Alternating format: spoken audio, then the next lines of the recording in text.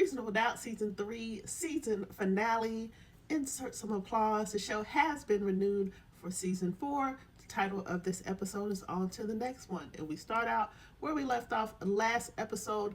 Daniel has found Kristen on the porch of the lake house, and he is asking her directly, did you take out Wendy? And we get a flashback of what happened that night. The argument between Ozzy and Wendy.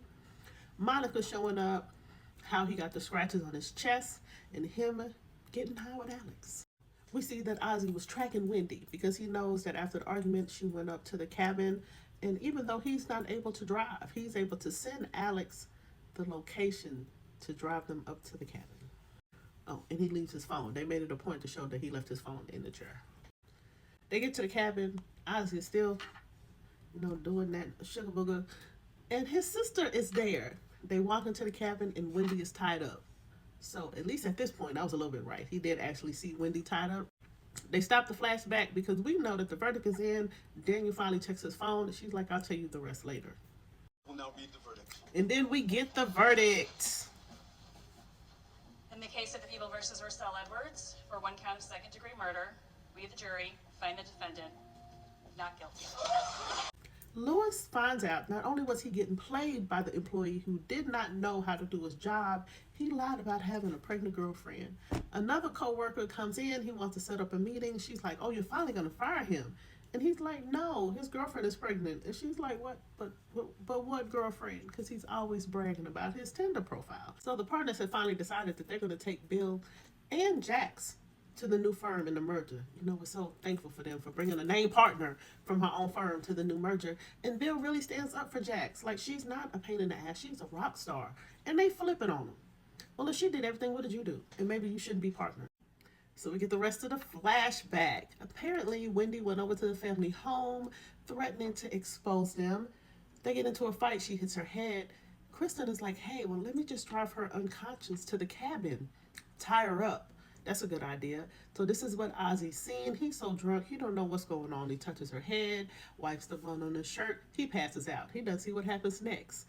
Wendy now has the opportunity to untie herself. She takes off running. Kristen grabs the gun. Wendy is, running across the meadows. Alex is calling her name. And Kristen fired one shot from the porch of that cabin and hits Wendy. So afterwards, Kristen drives Wendy's car, leaves it abandoned, tosses her purse, while Ozzy is passed out this entire time. Now that Daniel has finally told Jax the full story is told by Kristen, that Ozzy had nothing to do with it, that it was Wendy hit her head at the family house.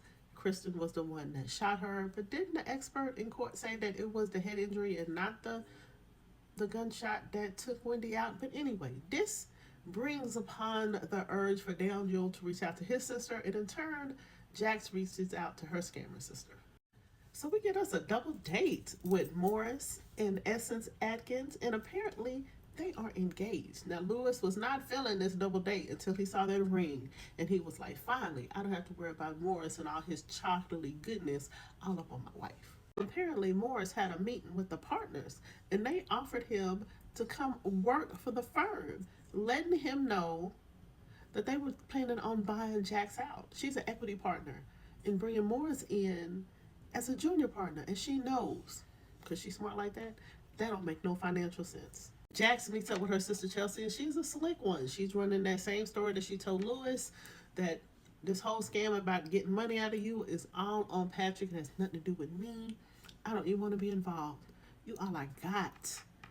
I want us to be sisters. Sisters. We have this common situation of this deadbeat father, and I need for us to bond. That way, I can scam you for your money directly without going to Patrick.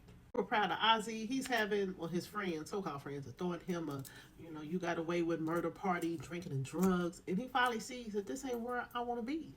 Because as a friend, why would you, first of all, offer me drugs, and then when I say no, just give me the whole baggie? So Ozzy leaves and goes and has family dinner with Jax. So tell me how y'all feel about this. Yes, Ozzy does need rehab, but how do y'all feel about Jax already calling the people and they're headed over to the house in 20 minutes before she even has a conversation with him about going to rehab? I'll be dang on. So this is the scene from the first episode where she walks in to her child's room and starts screaming. It's Ozzy and OD over the drugs his friends gave him. It pissed me off. So can somebody tell me what the note said that Jax found amongst Ozzy's things? They shoot the scene so dark and I couldn't brighten it up. So somebody please tell me what the note said. Just help your auntie out. I didn't like this turn of events. I didn't like that they took Ozzy out. They putting too much on Jax. She went through all that craziness with Michael E. last season with her friend, and now y'all gonna do this to her season 3. Y'all need to switch this up for season 4. She don't need nothing else traumatic happening to her. So they really gonna wait to the end of the episode to drop another plot twist. That the story that Kristen told Daniel was a lie. She was not the one that took Wendy out.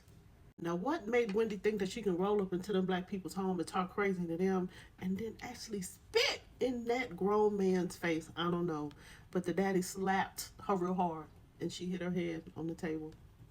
And he's the one who wrapped her up, drove her up to the cabin. Kristen was there, though. So it was not Kristen that took out Wendy with the one shot, which didn't make sense to me to begin with. That father let off several rounds at Wendy and hit her. So it wasn't 2 people. It was just the daddy.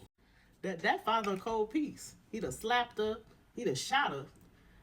And then strangled her. Now, Wendy's not a smart woman. Because after somebody done slapped the hell out of me and shot me in my arm, I'm going to tell you whatever you want to know while I'm bleeding in the woods. Oh, you want to pay me? Pay me. Give me the safety first before I start talking slap crazy and screaming. Wendy, that wasn't a smart move. But that daddy's a cold piece. I knew Kristen was in there recording her daddy. I'm proud of her. Because that man needed to go to jail. Jax finally finds out that they have offered Bill the partnership without a partner vote.